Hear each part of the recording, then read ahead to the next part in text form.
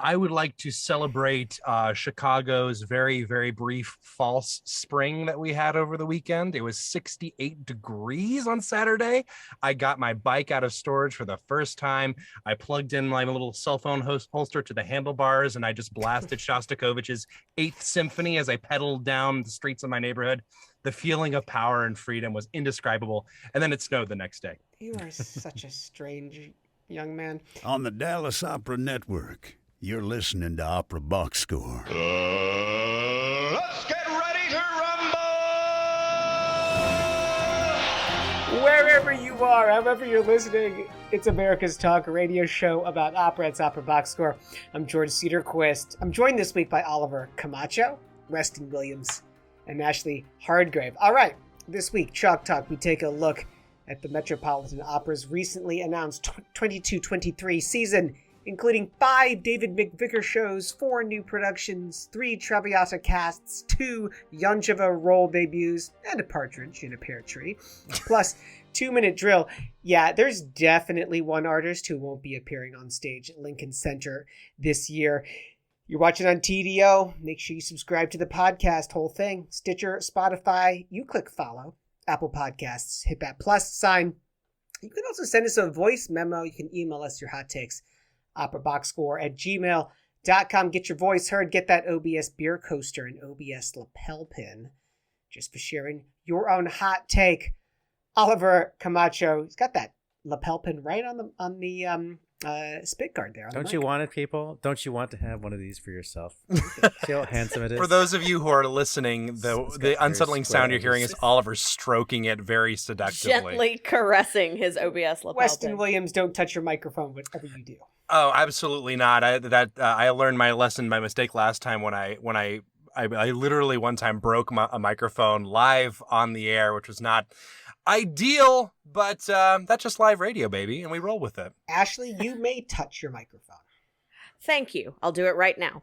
Can we talk for a hot second about Brittany Griner and how she's been detained in Russia for weeks and we're just now hearing about it? She's a WNBA player. She was caught with hashish oil cartridges in her luggage at a Russian airport. And the reason that she was in Russia is because she plays over there in the off season. She's currently being detained. We have no idea if or when or how we're ever going to be able to get her out. But I think one of the more important things, besides getting her home, is the idea that WNBA players are playing overseas in their off season because they make more money over there than they do here in the States in the WNBA. She makes at the max for the WNBA, which is around $228 here for her season. She's making over $1 million playing for the Russian team that she plays for in the off season. Wow. 4 times the amount in Russia Wild. that she's being paid in the WNBA. Yep. Yeah. Mike Krzyzewski, the coach of Duke basketball, retires at the end of this year. The regular season is over for Duke. Of course, they will be in the March Madness playoffs. He coached for 42 years at Jeez. Duke, which is utterly insane until you realize that someone like Placido Domingo, regardless of what you think of him, has been singing for over 60 years. I was wowed by 42 years in basketball, and then I had to put that in perspective. Did you see the clip of him after the game when he was addressing the crowd and he was telling them the performance in the game was unacceptable? That's what you call a competitor. Let's talk some opera.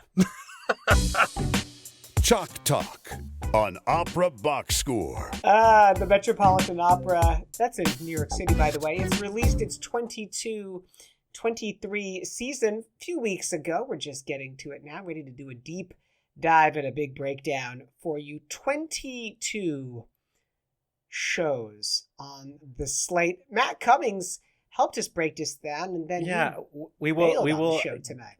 We will get. I know, Matt. We're happy to have Ashlee.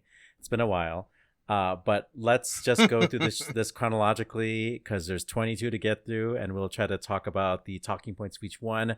Starting in September, the season opener is Medea by Cherubini, an opera that Matt stands. If somebody can add Matt's comments here, but it's a David McVicar production. That's the first one. It will be conducted by Carlo Rizzi. It will be available as an HD broadcast, and it stars Sandra Radvanovsky, and we are all Sandra in the Sandra hive, as Matt likes to say. And it's also going to have Janai Brugger, who is another friend of the show that we deeply, deeply stan. And Matthew Polenzani, another friend of the show. Yay! And if I you're love playing that the, Matt I was going to say, if you're also playing the David McVicker drinking game, go ahead and take a shot, Got it. because this is just the first of many. Okay, moving on to The Hours, a Kevin Putz opera, not a Philip Glass opera, as you might have thought. Yeah, I thought that was yeah. weird. Yeah, Because the score is so iconically Philip, and I mean, no hate to Kevin Putz whatsoever, but I think it's interesting that they did not. Well, maybe they did seek him out, and Philip Glass said no. But I think it's interesting. The director, though, Phelan McDermott, love him. From Akhenaten, from Akhenaten and Satyagraha fame. Again, Glass, what are you doing? It's gonna have I believe. And wasn't he the director of Addams Family as well? Yes, he was. I believe so. Yeah. Yes. It's gonna have Renee Fleming, Kelly O'Hara, and Joyce DiDonato all together having a good time, which I think is going to be kind of fun, and I think it'll be, honestly, a highlight of the season. I think it's, again, no hate to Philip Glass, but I am excited to hopefully see it if I can. Kevin I is concur. an effective modern contemporary composer, of course, best known for Silent Night, which came out in the early 2010s. This is going to be a great production. So Matt It says sure Kevin is. Putz is an interesting composer. His music can be really effective and modern, but also pleasant and easy to listen to. So Matt is excited about this one. I am too. This actually is the one that I'm the most excited about all season. I actually might make the trip to New York just to go and see this. Not just because of the three ladies up top. Kelly O'Hara, someone was like, it's her Met debut. I'm like, actually, it's not. She debuted in 2014, but I digress. But I'm also really excited to see some of the other roles. Brandon Sidell, Kyle Kettleson, Sean Panikar, John Holliday, Kathy Kim. I'm so excited to see Kathy Kim. It's going to be I'm really jazzed about this. So moving on to Fedora by Umberto Giordano. For all you hat lovers out there. Which will open up New Year's Eve and will be available as an HD broadcast. Sonia Yoncheva making her... Well, I'm sure she sung it somewhere else, but this is the first time that she's singing it at the Met, because this is the first time the Met's done this opera in 25 years, so it's got to be her first time at the Met. So Piotr Bachawa, Rosa Feola, Artur Ruchinsky, an amazing baritone, and Sonia Yoncheva. So a great quartet for an opera I know very little about, except that it's veristic. Does Matt have some comment about this one? Yeah, he's mostly commenting on Yoncheva in Fedora. He says, it's interesting to see her taking on a role so associated with past it divas, since it doesn't stretch the high range. He says he's a fan of hers, but her recent singing has been really uneven, so we'll see what happens. This is David McVicker production number 2. Oh, shot. Drink. Okay. Moving on to a show in February, Wagner's Lohengrin, conducted by Yannick Nézet-Séguin, which will premiere February 26th. The choreography was originally going to be the Bolshoi, right? But then they decided that they have to go a different direction, so we don't know what's going to happen with that choreography. I didn't know there was a big choreography number in there, but they're probably doing like the French version or something. Yeah, so this will be Tannhäuser. This will star this will star Piotr Bachawa in the title role, and which is exciting. Gurky. Very excited about Gurky. Christina Gurky singing the role of Ortrude. There will also be Günther Groisbach, my husband, as King Heinrich. So good. And Elsa will be split between Tamara Wilson, friend of the show, and Alina Stikina. Any other comments here from the Peanut Gallery? I mean, Matt's been wanting to hear Bachala sing it live since he did it with Tieleman. Gurky will almost certainly steal that show, as that character tends to do. The rest of the cast will put up a fight. Come on, guys, we are Gurky stands in this household. We know who's going to lead this whole thing.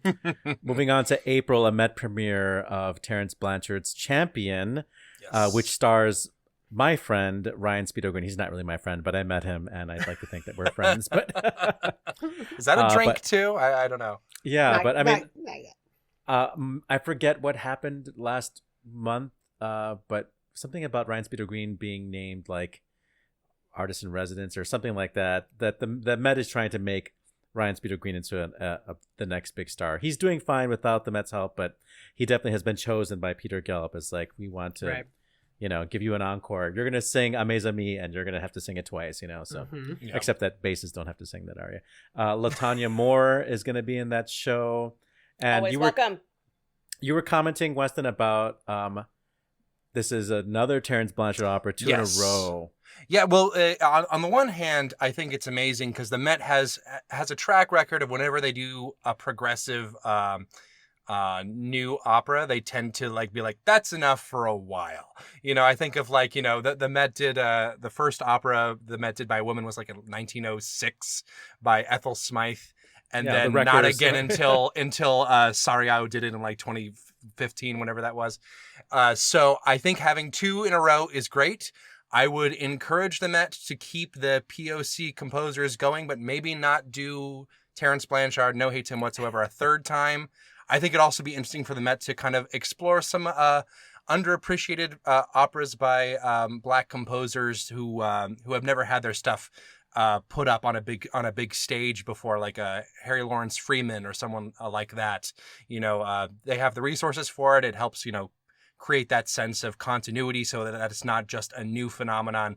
I remember a lot of somewhat uninformed takes for Fire Shut Up in My Bones, saying people incorrectly saying that Fire Shut Up in My Bones is the first opera by a Black person, which is not remotely true. And so I would like the Met to help maybe try to expand that a little bit. But I am excited to see it. It's a sports opera about boxing, very on brand for us. This is probably the one opera I'm most excited for this season. It's going to be on the Live in HD in April of next year. Of course, James Robinson directing this piece. He's the artistic director at Opera Theater of St. Louis. I will say, when you read the press release from the Met, it says, quote, director James Robinson oversees the staging. So, hey, here's a little pro tip. If you want to really belittle a director, say that they oversee the staging. Right? Because that's not actually what we do. The singers, they kind of direct themselves, but he just makes sure. So I'm sorry, go ahead, Ashlee. He's just making sure nobody falls down. No, everybody in the cast for Champion is very exciting to me. LaTanya Moore, Speedo Green, Owens, Meredith Arwoody's going to be there. Very excited. So moving on to May, we have two Nathalie Stutzman shows. She's conducting Magic Flute and Don Giovanni. The first up is Don Giovanni, and I'm sure, George, you have something to say about the production. It's the Ivo van Hove. Ivo van Hove is one of the most brilliant theater and opera directors working on this planet right now. He's been doing it for a number of years, of course. It's not surprising. It's going to be live in HD. Thank you, Lord, for doing that. I wish I could go to New York and see this. I will tell you right now, it will be abstract and it will blow thy mind. You say. So Ying Fang is singing Zerlina in that production, and we stand friend of the show. And then in the Magic Flute, Catherine Lewick, she's one of my personal heroes. Remember we talked about her when we were talking about body image issues, and she just also is an amazing singer. Erin Morley, she doesn't have those issues. She shut down the people who were trying exactly to get them to her. Two friends of the show in this show as well, Erin Morley as Pamina and Larry Brownlee as Tamino. Okay, moving on to, and that is also in HD in June. That's the Magic Flute production. Now here's the thing, right, is that on the Met's count, that would be allowed as a new production. Of course, that production has actually been Dutch National Opera, English National Opera, and the X Festival starting back in 2013. Perhaps it'd be better called a lightly used production. Well, this is basically the opera. Okay, imagine this, right? So, you have a carton of milk in your fridge that has been there since 2013. It's unopened, but would you drink it? It's new to you. I mean, it's cheese at this point, and it might taste good again, so, Good call. Bad call.